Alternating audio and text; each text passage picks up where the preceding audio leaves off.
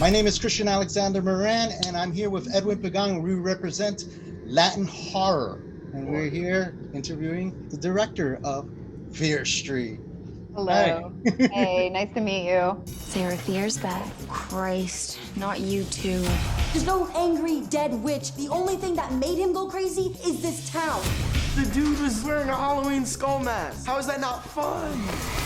How does it feel as a director and creative now taking that work as an adult creative and sort of having the ability to add to the canon in a new way? It was very exciting and very cool to, I think, be given this opportunity. It was also very daunting and really scary because I think, like, you know, growing up and reading the books and like loving them and also knowing how beloved they are, and the fact that there are hundreds of them, it was kind of like, how do we do this? How do we preserve the spirit of these books, and kind of be true to that, and then also kind of let it take a new form, a new life in these movies.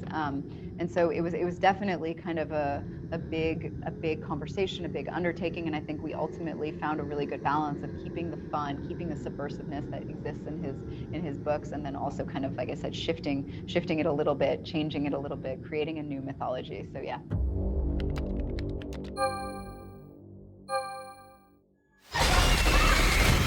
Dude, what the hell? This is exactly why you have no friends. Look, some guy killed a bunch of people at the mall last night. Holy shit. Your films pay homage to horror. You know, 94 with Scream, 78 with what you call Texas Chainsaw Massacre, and all the slashers from that era. Yeah. But you mentioned in 1666, it was Terrence Malick's New World. Can you elaborate more on that? I know it's a weird one. I love that movie so much. I think I watch it once a year at least. I don't know. There's something about that movie that I think he creates this kind of beautiful, pure, kind of unspoiled place, and then introduces this kind of slow decay and rot.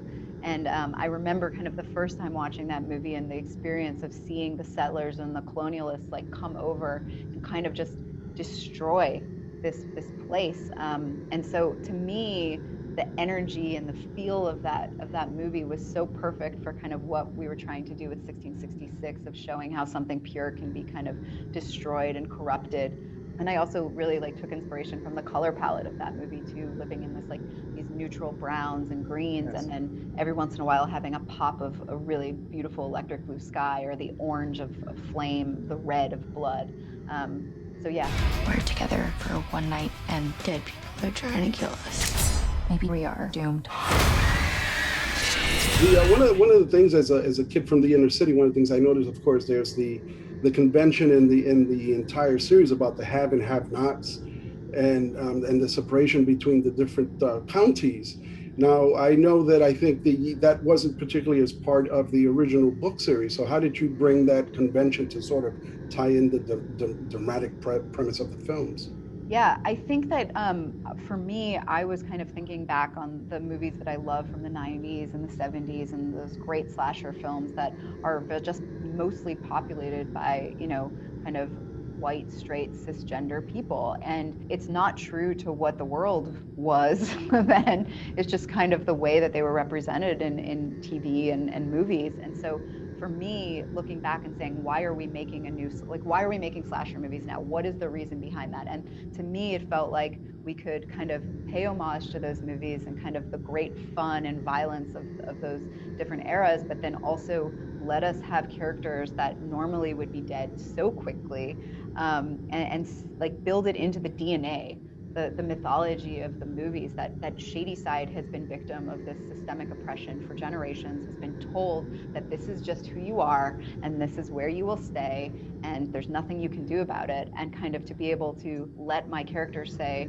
no, that's not the truth, that's not what's going on, and we are going to kind of rage against that and kind of find a way to try to end it. I don't know, that felt exciting to me, and it felt like a reason to try to do this. So. Well, you definitely nailed the zeitgeist of the period, so I think our viewers are going to enjoy it very much. I thank you for joining us today, and continued success with everything going forward. Thank you so much. Thank you. Bye.